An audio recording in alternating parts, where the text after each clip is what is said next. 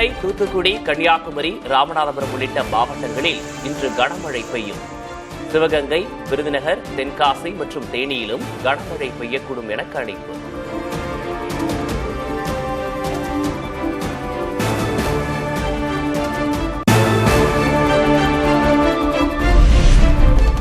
நாகை, மயிலாடுதுறை, சிவகங்கை மாவட்டங்களில் கனமழை.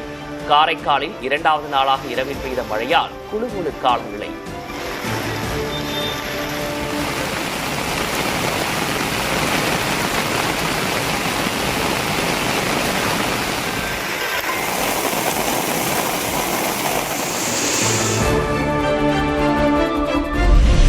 நாகை, நாகூர், வேளாங்கண்ணி, திருப்பூண்டி, திருக்குவளை, வலிவலம், தேவூர் உள்பட பல்வேறு பகுதிகளில் கனமழை.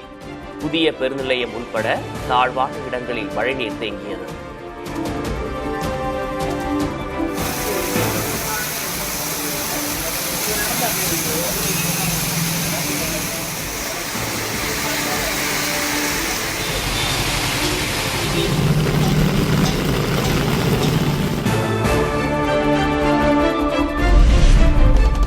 கும்பகோணம் மற்றும் திருவிடைமருதூர் சுற்றுவட்டாரங்களில் மிதமானது முதல் கனமழை. தஞ்சாவூர், திருவிடைமருதூர், பாபநாசம் பகுதிகளிலும் மழை பெய்தது.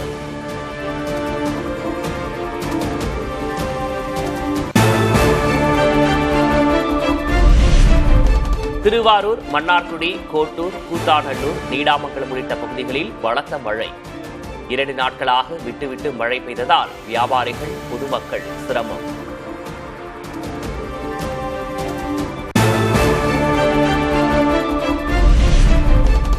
மயிலாடுதுறை மாவட்டத்தில் பரவலாக கனமழை பெய்தது. கனமழை தொடர்ந்தால் சம்பா சாகுபடி பாதிக்கப்படும் என விவசாயிகள் கவலை.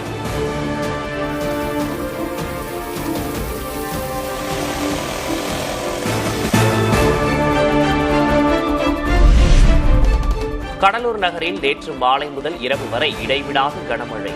மாவட்டம் முழுவதும் பரவலாக மழை பெய்தது.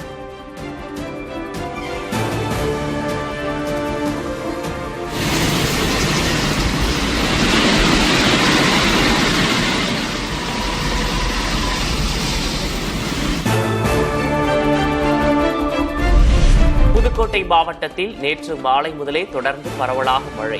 குளிர்ந்த சூழல் நிலவியதால் பொதுமக்களும் நிம்மதி.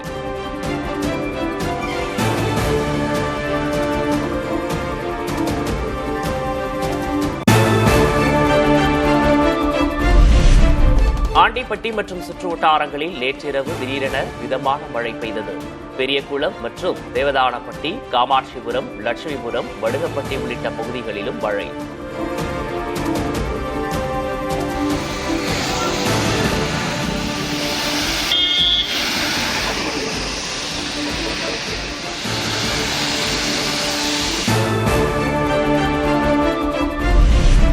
வரும் 22ஆம் தேதி தென்கிழக்கு வங்கக்கடலில் உருவாகிறது புதிய காற்றழுத்த தாழ்வு பகுதி. தமிழக கடலோர மாவட்டங்களில் 21, 22 ஆகிய தேதிகளில் மிக கனமழை பெய்யும் என கணிப்பு.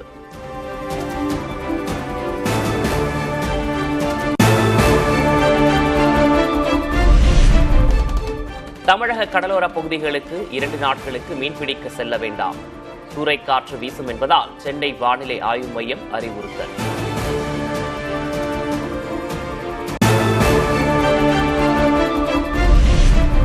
தமிழ்நாட்டில் வாக்காளர் பட்டியல் சிறப்பு தீவிர திருத்த பணிகளில் இன்று முதல் ஈடுபடப் போவதில்லை.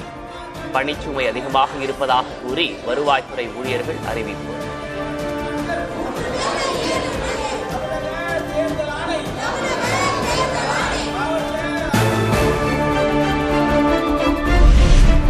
அரசு ஊழியர்கள் வேலைநிறுத்தம் செய்தால் சம்பளம் கிடையாது. இன்று ஜாக்டோ ஜியோ ஒருநாள் வேலைநிறுத்த போராட்டம் அறிவித்துள்ள நிலையில் தமிழ்நாடு அரசு எச்சரிக்கை.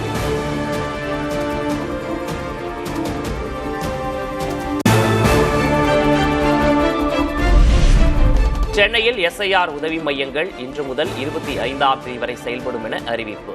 படிவத்தை பூர்த்தி செய்வதற்கான வழிகாட்டுதல்களை காலை 10 மணி முதல் மாலை 6 மணி வரை பெறலாம்.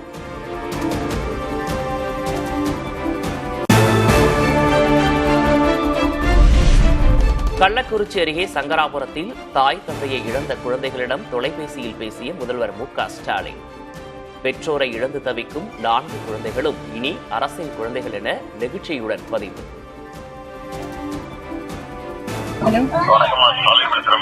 சார் வணக்கம் சார்.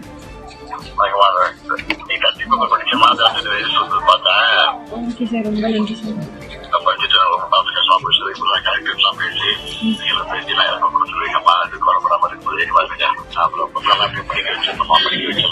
கவர்மெண்ட் ஜாப் மட்டும் கொஞ்சம் பர்மனெண்டா கொஞ்சம் ரெடி பண்ணி தரணும் சார்.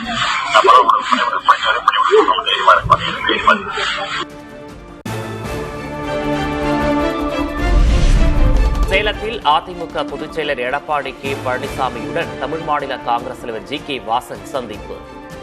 கூட்டணி கட்சி தலைவர் என்ற முறையில் சந்தித்து அரசியல் பேசியதாக ஜி.கே. வாசன் பேட்டி. மரியாதையான சந்திப்பு மட்டுமல்ல, நிச்சயமாக கூட்டணி கட்சி தலைவர் என்ற முறையிலே அரசியல் ரீதியான சந்திப்பு என்பதிலும் மாற்று கருத்து இருக்க முடியாது. தேமுதிகவுடன் கூட்டணி வைக்க அனைத்து கட்சிகளும் விரும்புவதாக அக்கட்சியின் பொதுச் செயலர் பிரேமலதா விஜயகாந்த் பேட்டி. வரும் தேர்தலில் கூட்டணி ஆட்சியை அமையும் என்றும் நம்பிக்கை.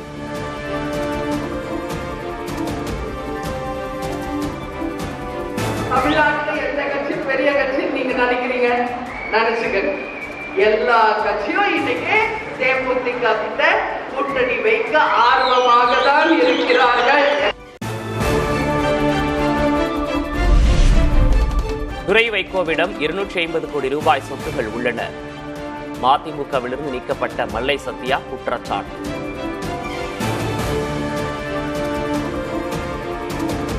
செங்கல்பட்டு மாவட்டத்திலேயே எனக்கு தெரிஞ்சு ஒரு 250 கோடி ரூபாய்க்கு அவங்களுக்கு சொத்து இருக்குது.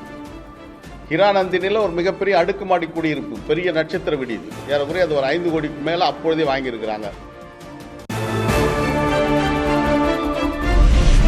ஆழகால விஷத்தை கக்கும் நச்சு பாம்பு மல்லை சத்யா என மதிமுக பொதுச் செயலர் வைகோ குற்றச்சாட்டு.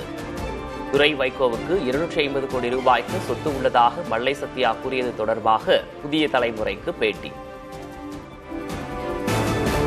ஜமக்காலத்தில் வடிகட்டிய அப்பட்டமான அபாண்டமான பொய்கள், கோயபல்ஸ் கூட இந்த பொய்களுக்கு முன்னால் கடுகாக போய்விடுவார். வங்கதேசத்தில் கடந்த ஆண்டு 1000க்கும் அதிகமானோர் கொல்லப்பட்ட வழக்கில் முன்னாள் பிரதமர் ஷேக் ஹசீனாவுக்கு மரண தண்டனை. மனிதகுலத்திற்கு எதிரான குற்றம் என கூறி சர்வதேச குற்றவியல் தீர்ப்பாயம் அதிரடி தீர்ப்பு.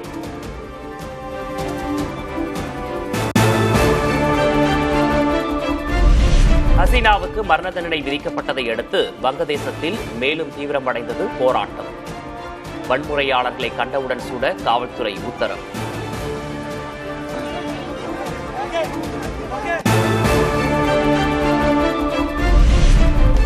தனக்கு வழங்கப்பட்ட மரண தண்டனை அரசியல் உள்நோக்கம் கொண்டது என ஷேக் ஹசீனா கருத்து.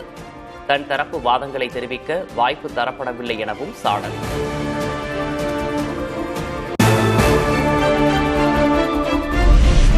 மரண தண்டனை விதிக்கப்பட்ட ஷேக் ஹசீனாவை உடனே ஒப்படைக்க வேண்டும். இந்தியாவுக்கு வங்கதேச வெளியுறவுத்துறை வலியுறுத்தல்.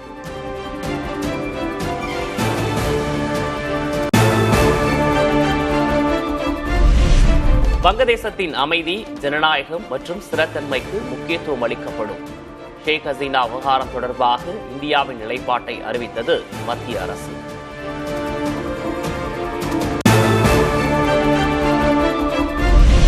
பீகாரில் புதிதாக அமையும் அமைச்சரவையில் பாஜகவுக்கு 16 அமைச்சர்கள் ஒதுக்கீடு என தகவல். நிதிஷ்குமாருக்கு முதல்வர் பதவி உட்பட 14 அமைச்சர் பதவிகள் ஐக்கிய ஜனதாதளத்திற்கு தரவும் முடிவு.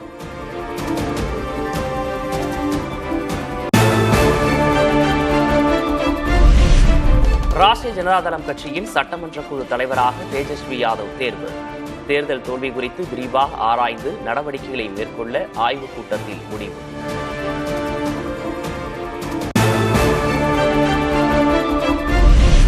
டெல்லி செங்கோட்டை கார் குண்டு வெடிப்பு வழக்கில் மேலும் ஒருவரை கைது செய்தது தேசிய புலனாய்வு முகமை. பயங்கரவாதி உமருடன் இணைந்து கைதான ஜசீர் பிலால் வாணி சதித்திட்டம் தீட்டியதாக தகவல்.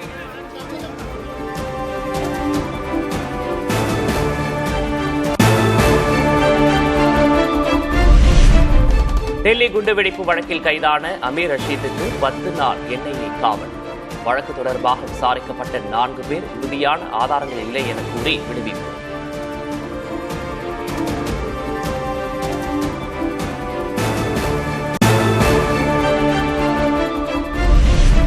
சவுதி அரேபியாவில் நிகழ்ந்த பேருந்து விபத்தில் 47 இந்தியர்கள் உயிரிழந்த சோகம். பிரதமர் மோடி, காங்கிரஸ் தலைவர் மல்லிகார்ஜுன் கார்கே உள்ளிட்டோர் இரங்கல்.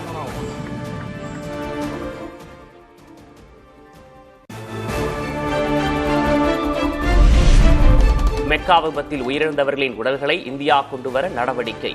பாதிக்கப்பட்டவர்களுக்கு தூதரங்கள் மூலம் தேவையான உதவிகள் வழங்கப்படும் என அமைச்சர் ஜெய்சங்கர் பதிவு.